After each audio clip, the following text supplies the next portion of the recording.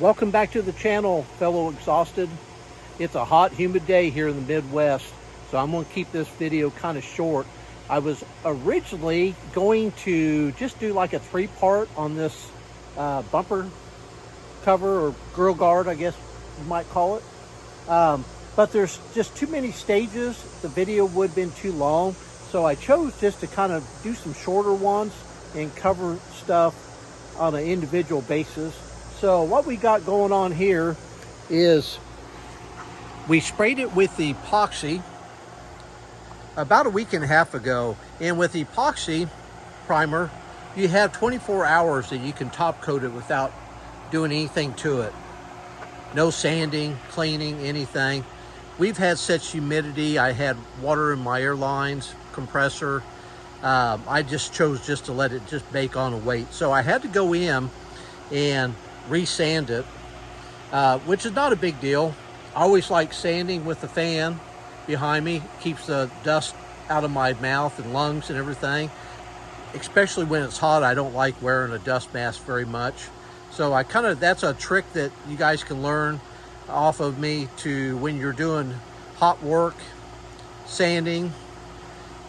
Put the fan at your back, get the dust away from you. I always try to do a lot of it outside. That helps as well instead of breathing it in your shop. My shop is air conditioned. I'd like to be in there right now, but I don't want to make it filthy. So I'm just going to do a quick video here just to kind of show you. You just need two things. We're finishing it with oil base. I think I already spoke about that in my previous 3 videos. 220 grip and a scuff pad. Okay, I've already scuffed it and sanded it, as you can see with the other two. That's all you really need to do with oil base. It's a pretty thick paint. You have to use a gun that has at least a 1.8 tip. And oil base takes a while to dry, so it's always good when it's really hot like it is today to spray it when it's hot. And it'll dry to the touch within about 3 hours. You know, you may have a little bit of dust in it. You may have a grass seed or something stuck to it, dandelion, something, but it will rub off. And for a grill guard, guys, it's right on front of a vehicle with a 65, 70 mile an hour windstorm daily. So there's going to be touch up on it. So that's another beautiful thing about oil base. It remains fairly pliable. If it does get chipped, you can scuff it a little bit before it rusts and touch it up with a brush, and it don't look too bad. This powder coat obviously didn't work on this. It just never does. This bumper, like I said in a previous video, is about 2 to 3 years old. It came to us damaged, freight damage. It wasn't the fault of the manufacturer, I don't believe. But this piece right here was severely bent. And no paint was broken on it or anything, but it's just bent. And we went ahead and put it on and live with it, but it was time to fix it, make it look really symmetrical to the other side. But we noticed over the 2 years that he was driving it like it was bent, running around with it on the front of his truck, that this wire mesh area was getting some rust from probably rock chips hitting it, and then the rust and the water would get up under the powder coat. And when I started sanding on all this area right here and this area over here, all of it just flaked right off, and it was nothing but surface rust underneath on the metal on both sides. This bottom support down here, same thing. Where it got chipped, water got underneath and spread out. It just flaked right off when I hit it with the grinder.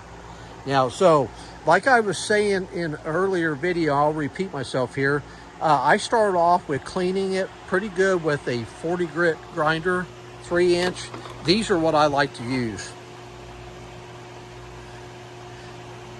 The purple discs, you can get them off Amazon, or you can get them from O'Reilly's or some auto parts store.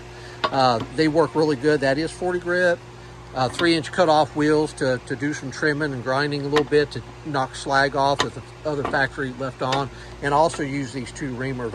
I buy several of these because they last long. Snap-on stuff usually lasts pretty well, and I don't like changing the tips out, so I just buy one per every tip I like to have, and then I can just keep moving. I can make a little more money that way. and get my job done a little bit quicker. Here's the rest of my tools. I believe I showed them, but I do about everything by hand. But to keep this thing kind of short and sweet, after you do sand it and scuff the whole thing, after you epoxy prime it, whatever you do, always epoxy prime stuff if you want it to last, if you want the paint to stay on. We could go over it with just oil base and it'd probably hold up okay. And sometimes I do it on frames, but on something like this that's going to be showing and you want it to stay nice for a period of time, always epoxy primer it.